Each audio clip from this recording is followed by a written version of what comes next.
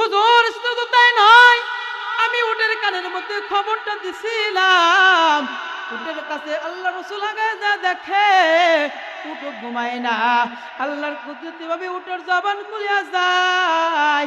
আল্লাহ রাসূল ডাক দিয়ে বলে, নবী গো,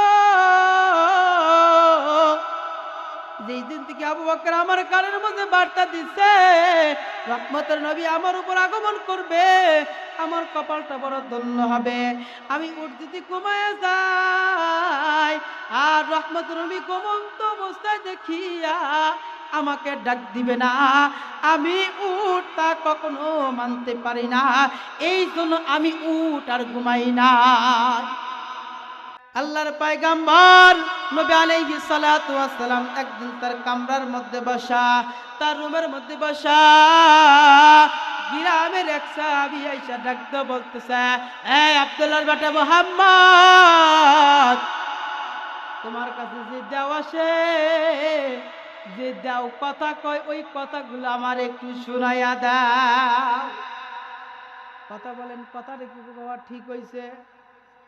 একজন শিক্ষিত মানুষের কাছে যদি মূর্খগিরি দেখায়, শিক্ষিত লোক কি মনে করব? মনে মনে খেত কোন থেকে উঠে আসি বলবে না। কথা কন না কে? ভয় পান কেন? গ্রামের লোক যদি একজন শিক্ষিত পণ্ডিতের কাছে কথা বলতে যা, গ্রামের ভাষা কয়, মনে মনে বিরক্ত হয় না? রহমতের নবী বিরক্ত হয় নাই। ডাক দিয়ে বলতেছেন, ভাই আমার কাছে যেই দেওর কথা বলছো আসলে তো দেও নয়, ওটা কোনো দেও নয়, ওইটা হলো ফেরেশতাদের মধ্যে সর্দার ফেরেশতা হযরত জিবরাইল আলাইহিস সালাতু ওয়াস সালাম। জিবরাইল আলাইহিস সালাতু ওয়াস সালাম আগমন করে, ওটা কোনো দেও না রে ভাই, এটা দেও না। বলে, আব্দুল্লাহর বেটা, তোমার হাতে ফাও পেছাল করার সময় নাই। ওই যে দেও যে আসে, যে আলাপ পারে, আলাপ শোনায়, ওই আলাপটা আমার একটু শোনাইয়া দাও। সুবহানাল্লাহ বলেন। আল্লাহ রাসূল বলতেছেন, ভাই আমার গল্প শুনাই না।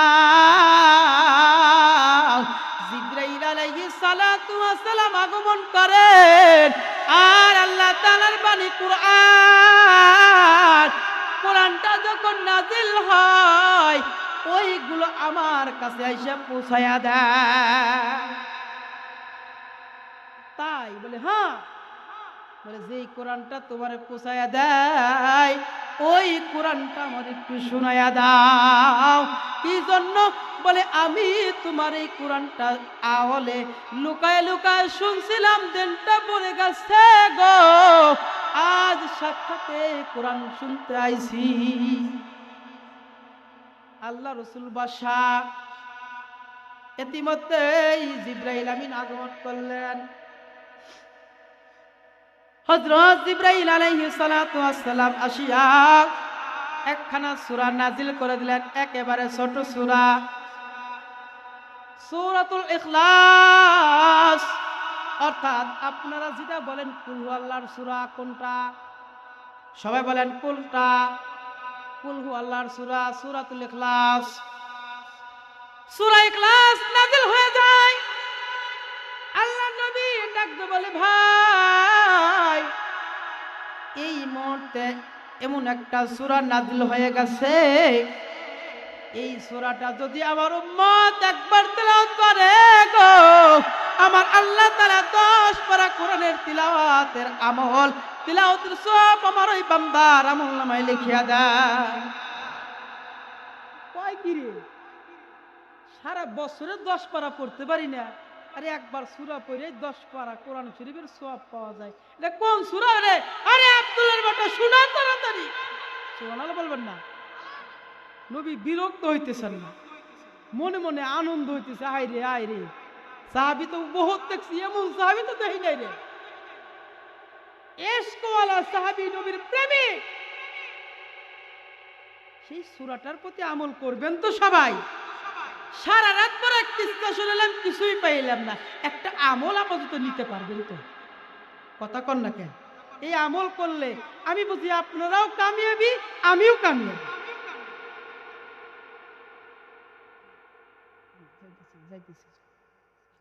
সেই কোরআন আল্লাহ তাআলা নাজিল করে দিলেন। কোরআন আল্লাহর পয়গম্বর নবী আলাইহিস সালাতু ওয়াস সালাম বলেন, বিসমিল্লাহির রহমানির রহিম, কুল হুয়াল্লাহু আহাদ, আল্লাহুস সামাদ, লাম ইয়ালিদ ওয়া লাম ইউলাদ ওয়া লাম ইয়াকুল লাহু কুফুয়ান আহাদ। কয় মিনিট লাগছে? 1 মিনিট কি লাগছে? 1 মিনিট লাগে নাই, অথচ আল্লাহ তাআলা 10 পারা কোরআনের সওয়াব আপনার আমলনামায় দিয়ে দিছে। 2 বার তেলাওয়াত করবেন 20 পারা কোরআনের সওয়াব, 3 বার তেলাওয়াত করবেন 1 খতম কোরআনের সওয়াব, 9 বার তেলাওয়াত করবেন 3 খতম কোরআনের সওয়াব, 10 বার তেলাওয়াত করবেন আল্লাহ তাআলা 3 বার কোরআন 3 খতম কোরআনের সওয়াব দিবে তো দিবে, জান্নাতের মধ্যে বিশাল একটা বাড়ির মালিক বানায়া দিবে। হযরত আবু বকর সিদ্দিক রাদিয়াল্লাহু তাআলা আনহু এই সূরার প্রতি খুবই আমল করছেন। আবু বকর সিদ্দিক রাদিয়াল্লাহু তাআলা আনহু আল্লাহর পয়গম্বর নবী আলাইহিস সালাতু ওয়াস সালাম একদিন ডাকতে বলতেছে, ভাই আবু বকর, কখন জানি মক্কা ত্যাগ করে মদিনা যাওয়া লাগবে গো। আল্লাহ রাসূল যখন এই কথা বলছেন, আবু বকর সিদ্দিক রাদিয়াল্লাহু তাআলা আনহু একটা দৌড় দিয়েছেন বাড়ির দিকে, যায়া বলতেছে, মাগো আসমা, তার মেরে ডাকতে বলতেছে, ওগো আসমা, আমার বাড়িতে রহমতের নবী আগমন করবে, কখন জানি মেহমান হয়ে যায়, আমার বাড়ির মেহমান হবে রহমতের নবী, কখনো জানো না কাউ অবস্থায় নবী আমার বাড়ির থেকে না যায়। রাওয়ায়াত দুর্বল, কোন এক রাওয়ায়ের মধ্যে আছে 2.5 বছর, আরো বেশি আছে আরো কম আছে। আবু বকর সিদ্দিক রাদিয়াল্লাহু তাআলা ঘুমায় নাই, কানে কানে উটের কানে কানে পৌঁছায় দিছে, হে উট ঘুমাইস না, রহমতের নবী মক্কা থেকে মদিনায় যাবে, তোর উপরে আগমন করবে, সওয়ার করবে, তুই ঘুমাইস না। হঠাৎ আলহামদুলিল্লাহ, আল্লাহ পাক বান্দার দানখানা কবুল মঞ্জুর করেন। আবু বকর সিদ্দিক রাদিয়াল্লাহু তাআলা আনহু লম্বা কাহিনী সংক্ষেপে শেষ, ঘুমায় নাই। গভীর রাত্রে আল্লাহর পয়গম্বর নবী আলাইহিস সালাতু ওয়াস সালাম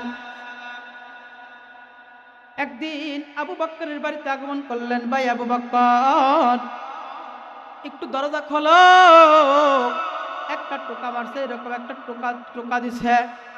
আবু বকর বলে ডাক দিছে, আস্তে করে ডাক দিছে, পাশেই তো কাফেরে ভরপুর, কে যেন নবীর আওয়াজ পায় আবার নবীরে মারার জন্য আসে। সঙ্গে সঙ্গে আবু বকর সিদ্দিক রাদিয়াল্লাহু তাআলা আনহু মনোযোগ দিয়ে শুনবেন, ডাক দিয়ে বলল, লাব্বাইক ইয়া রাসূলুল্লাহ। এই বলে দরজাটা খুলিয়া দিছেন। আল্লাহর পয়গম্বর আবু বকর ডাক দিয়ে বলে, ভাই আবু বকর, তুমি কি এত রাত্রি ঘুমাও নাই? আবু বকর ডাক দিয়ে বলছি, নবী গো, আপনি যে দিন থেকে বলছেন মক্কা ত্যাগ করে মদিনায় যাওয়া লাগবে, আমি আবু বকর আর বালিশের সঙ্গে মাথা লাগাই না।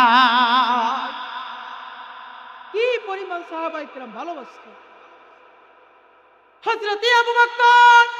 থাকতে থাকতে আল্লাহ রাসূল জড়ায় ধরলেন, জড়ায় ধরার পর ডাক দিয়ে বলতেছি, ইয়া রাসূলুল্লাহ, আমি শুধু একা নয়, আমার মেয়ে আসমা ঘুমাই নাই, প্রত্যেকটা দিন আপনার জন্য নাস্তা বানায়া রেডি করে রাখছেন।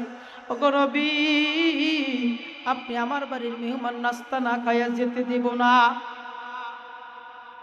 হুজুর শুধু তাই নয়, আমি উটের কানের মধ্যে খবরটা দিছিলাম, উটের কাছে আল্লাহ রাসূল আগে যা দেখে উট ঘুমায় না। আল্লাহর কুদরতি ভাবে উটের জবান খুলিয়া যায়। আল্লাহ রাসূল ডাক দিয়ে বলে, নবী গো, যেই দিন থেকে আবু বকর আমার কানের মধ্যে বার্তা দিচ্ছে রহমতের নবী আমার উপর আগমন করবে, আমার কপালটা বড় ধন্য হবে। আমি উট যদি ঘুমায় যাই আর রহমতের নবী ঘুমন্ত অবস্থায় দেখিয়া আমাকে ডাক দিবে না, আমি উট তা কখনো মানতে পারি না। এই জন্য আমি উট আর ঘুমাই না, উটও ঘুমাই না। এই সেই আবু বকর আল্লাহর পয়গম্বর নবী আলাইহিস সালাতু ওয়াস সালাম কত মহব্বত করতেন। 2 নম্বর সুন্নাত রাসূল, 2 নম্বরে আমাদের কি মানতে হবে? আল্লাহ রাসূল সাল্লাল্লাহু আলাইহি ওয়াসাল্লামের সুন্নাত। সুন্নাতকে যদি না মানি আমরা কিছুই করতে পারবো না। সুন্নাতকে যদি না মানি আল্লাহ রাসূলের সুপারিশ পাওয়া যাবে না। এই জন্য সুন্নাতের প্রতি আমল করার নিয়ত আছে কি নাই? আল্লাহ তাআলা সকলকে সুন্নাতের উপর আমল করার মতো তৌফিক দান করেন। একদিন আল্লাহর পয়গম্বর নবী আলাইহিস সালাতু ওয়াস সালাম সব সাহাবায়ে কিরামদেরকে ডাক দিলেন।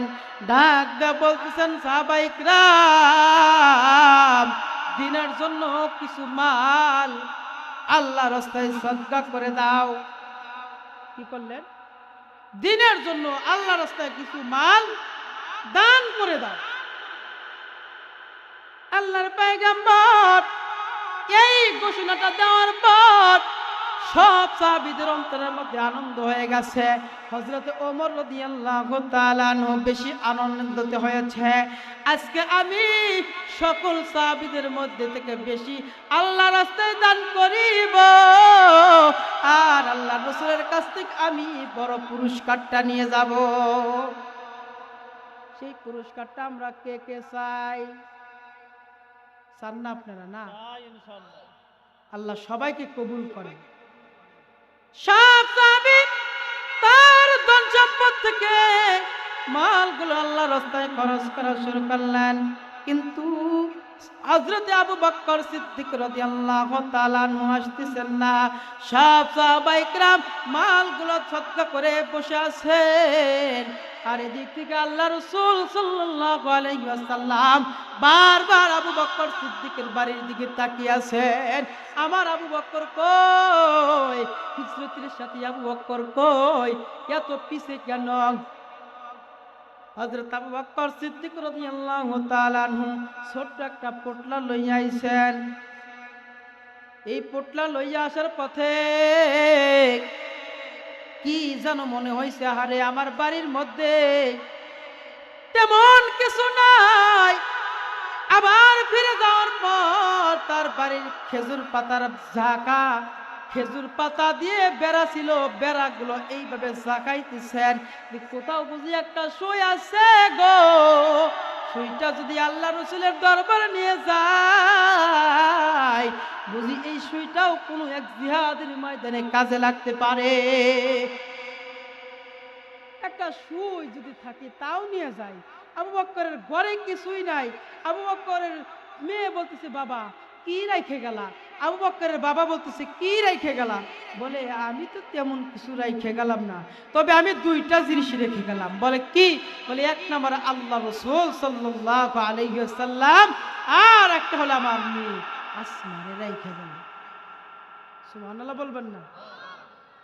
নবী ছোট্ট একটা পুটলা নিয়ে, আবু বকর পুটলা নিয়ে নবীজির রওজায় গেছে। নবীজির দরবারে যায়া সব সাহাবায়ে কিরাম হাসতেছেন, দেখ দেখ আবু বকর ছোট্ট একটা পুটলা লইয়াছে। আবু বকরের মনটা ভারী, কারণ সব সাহাবী বড় বড় পুটলা লইয়াছে, বড় বেশি বেশি মাল সদকা করেছে, কিন্তু আবু বকরের পুটলা ছোট, এই জন্য সবাই হাসতামাশা করতেছে। কিন্তু আল্লাহ রাসূল সাল্লাল্লাহু আলাইহি ওয়াসাল্লাম পুরস্কার ঘোষণা করবেন তো করবেন। সব সাহাবী আনন্দিত গো, আজকে আমি ওমর বড় পুরস্কারের মারহাবা পাব। কিন্তু আল্লাহ রাসূল ডাকতে বলতেছেন আজকের বড় পুরস্কার হযরত আবু বকর সিদ্দিক রাদিয়াল্লাহু তাআলা নূর পুরস্কার। চিল্লাকান্না সুবহানাল্লাহ। সব সাহাবী চুপ। কিরে ভাই, আবু বকর ছোট্ট পুটলা নিয়ে এলো, আরে রাসূল আরে বড় বড় পুরস্কার দিয়ে দিল।